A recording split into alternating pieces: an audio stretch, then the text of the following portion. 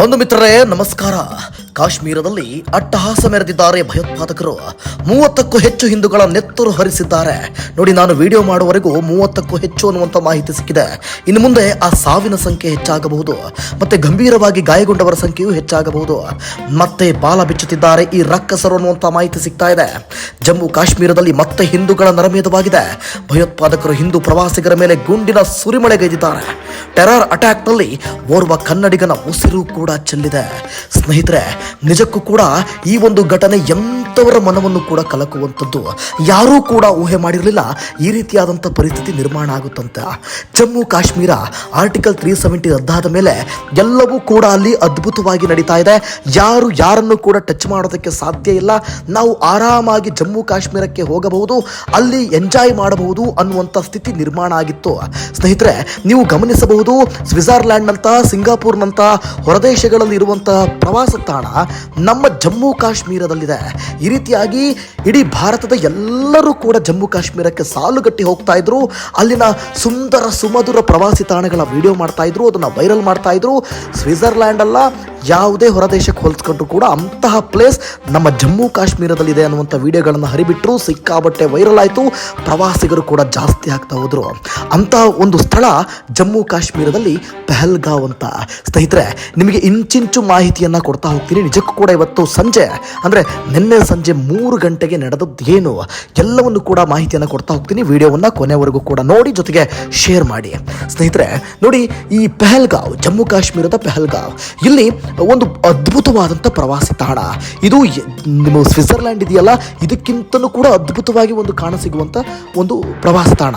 ಇಲ್ಲಿ ಹೂವಿನ ತೋಟ ಆಗಿರ್ಬೋದು, ಜೊತೆಗೆ ಅಲ್ಲೊಂದು ಹಸಿರು ಹುಲ್ಲಿನ ಹಾಸಿಗೆ ಮೇಲೆ ಹಾರ್ಸ್ ರೈಡಿಂಗ್ ಅಂದರೆ ಕುದುರೆ ರೈಡಿಂಗ್ ಮಾಡುವಂಥದ್ದು ಇಲ್ಲಿ ಸಿಕ್ಕಾಬಟ್ಟೆ ಫೇಮಸ್. ಇಲ್ಲಿ ಅಂದರೆ ಈ ಬಹುತೇಕ ಬೇರೆ ಮಾಧ್ಯಮಗಳು ವರದಿ ಮಾಡಿರುವ ಲೆಕ್ಕಾಚಾರವಾಗಿ ಸುಮಾರು ಪಹಲ್ಗಾವ್ನಲ್ಲಿ ಇರುವಂಥ ಎಲ್ಲ ಹೋಟೆಲ್ಗಳು ಕಳೆದ 2 ತಿಂಗಳಿಂದ ಸಂಪೂರ್ಣವಾಗಿ ಬುಕ್ ಆಗಿದೆ. ಅಷ್ಟರ ಮಟ್ಟಿಗೆ ಪ್ರವಾಸಿಗರು ಅಲ್ಲಿಗೆ ಭೇಟಿ ಕೊಡ್ತಾ ಇದ್ದಾರೆ. ಸೊ ಇದನ್ನೇ ಟಾರ್ಗೆಟ್ ಮಾಡಿಕೊಂಡ್ರು ಈ ಉಗ್ರರು, ಈ ಉಗ್ರಗಾಮಿಗಳು ಇದನ್ನು ಟಾರ್ಗೆಟ್ ಮಾಡಿಕೊಂಡ್ರು. ಅಂದರೆ ಪ್ರವಾಸಿಗರ ಸಂಖ್ಯೆ ಹೆಚ್ಚಾಯಿತು. ಸೊ ಅದೇ ಟೈಮಿಗೆ ಸಂಜೆ 3 ಗಂಟೆಯ ಹೊತ್ತಿಗೆ 3 ಜನ ಉಗ್ರರು ಪಹಲ್ಗಾವ್ಗೆ ಎಂಟ್ರಿ ಕೊಡ್ತಾರೆ. ಮೊದಲು ಎಂಟ್ರಿ ಕೊಟ್ಟವರು ಅವರು ಏನು ತಮ್ಮ ಫೋರ್ಸ್ ಯೂನಿಫಾರ್ಮ್ ಅನ್ನು ಹಾಕೊಳ್ತಾರೆ. ತಮ್ಮ ಫೋರ್ಸ್ ಯೂನಿಫಾರ್ಮ್ ನೋಡಿದಂಥ ಪ್ರವಾಸಿಗರು ಅದನ್ನು ಯಾವುದೇ ಕಾರಣಕ್ಕೂ ನೋಡಿ ಭಯ ಬೀಳುವಂಥ ಪರಿಸ್ಥಿತಿ ನಿರ್ಮಾಣ ಆಗಲಿಲ್ಲ. ಅವರು ಲೀಗಲ್ ಇಂಡಿಯನ್ ಆರ್ಮಿ ಅಂತ ನಂಬುತ್ತಾರೆ. ಸೊ ಹೀಗಿರುವಾಗ ಅಲ್ಲಿಗೆ ಬಂದಂಥ ಈ ಉಗ್ರಗಾಮಿಗಳು ಜನರನ್ನ ಮಾತನಾಡಿಸತೊಡಗುತ್ತಾರೆ. ನಿಮ್ಮ ಹೆಸರೇನು, ಯಾವ ಊರು, ನೀವು ಹಿಂದೂನಾ, ಯಾವ ಜಾತಿ, ಯಾವ ಧರ್ಮ, ಎಷ್ಟು ಜನ ಬಂದಿದ್ದೀರಿ, ಈ ರೀತಿಯಾದಂಥ ಪ್ರಶ್ನೆಗಳನ್ನು ಕೇಳ್ತಾ ಹೋಗ್ತಾರೆ. ಅವರ ID ಕಾರ್ಡ್ಗಳನ್ನು ಚೆಕ್ ಮಾಡ್ತಾ ಹೋಗ್ತಾರೆ. ಅವರಿಗೆ ಕೊಟ್ಟಂಥ ಪಾಸ್ಗಳನ್ನು ಚೆಕ್ ಮಾಡ್ತಾರೆ. ಸೊ ಒಟ್ಟಾರೆಯಾಗಿ ಅಲ್ಲಿ ನೆರೆದಿದ್ದವರ ಎಲ್ಲ ಡೀಟೇಲನ್ನು ತೆಗೆದುಕೊಂಡಂಥ ಈ ಉಗ್ರಗಾಮಿಗಳು ಅವರು ಹಿಂದೂಗಳು ಅಂತ ಗೊತ್ತಾದ ಮರುಕ್ಷಣದಲ್ಲಿ ಅವರೆಲ್ಲರ ನೆತ್ತರನ್ನು ದಿಕ್ಕಾಪಾಲಾಗಿ ಹರಿಸಿದ್ದಾರೆ. ನಿಜಕ್ಕೂ ಕಣ್ಣೀರು ತರಿಸುವಂಥ ವಿಚಾರ. ಸೀರಿಯಸ್ಲಿ ಇದು ಯಾವ ರೀತಿ ಆಗಿದೆ ಅಂತಂದರೆ ಯಾರೂ ಕೂಡ ಊಹೆ ಮಾಡಿರಲಿಲ್ಲ. ಇವತ್ತು ಆ ಕ್ಷಣ ನಮ್ಮ ಮೇಲೆ ಅಟ್ಯಾಕ್ ಮಾಡ್ತಾರೆ. ಈ ರೀತಿಯಾದಂಥ ಒಂದು ಪರಿಸ್ಥಿತಿ ನಿರ್ಮಾಣ ಆಗುತ್ತೆ. ಕನ್ನಡಿಗರ 3 ಜನರ ಪ್ರಾಣ, 3 ಜನರು ಪ್ರವಾಸಿಗರು ಬಲಿಯಾಗಿದ್ದಾರೆ. ಎಷ್ಟು ಒಂದು ಯಾರು ಊಹೆ ಮಾಡಿರಲಿಲ್ಲ ಅಂತಹ ಒಂದು ಘಟನೆ ನಡೆದು ಹೋಗಿದೆ. ಒಂದಷ್ಟು ಜನರಿಗೆ ಗಾಯಗಳಾಗಿದೆ. ಗಾಯಗಳಾದವ್ರನ್ನ ಅಲ್ಲೇ ಸ್ಥಳೀಯ ಆಸ್ಪತ್ರೆಗೆ ಅಂದರೆ ಆ ಕಡೆ ಅವ್ರನ್ನ ದಾಖಲು ಮಾಡಲಾಗಿದೆ.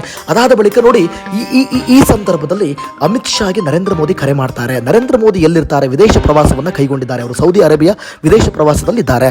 ಸೊ ಅಲ್ಲಿಂದ ಅಮಿತ್ ಶಾ ಅವರಿಗೆ ಕರೆ ಮಾಡ್ತಾರೆ ನರೇಂದ್ರ ಮೋದಿ ಅವರು, ಅದೇನಾಗಿದೆ ನೋಡಿ ಅಂತ ಹೇಳಿ. ಸೊ ಅಲ್ಲಿಂದ ಅಂದರೆ ದೆಹಲಿಯಿಂದ ನೇರವಾಗಿ ಜಮ್ಮು ಕಾಶ್ಮೀರಕ್ಕೆ ಅಮಿತ್ ಶಾ ಹೊರಡ್ತಾರೆ.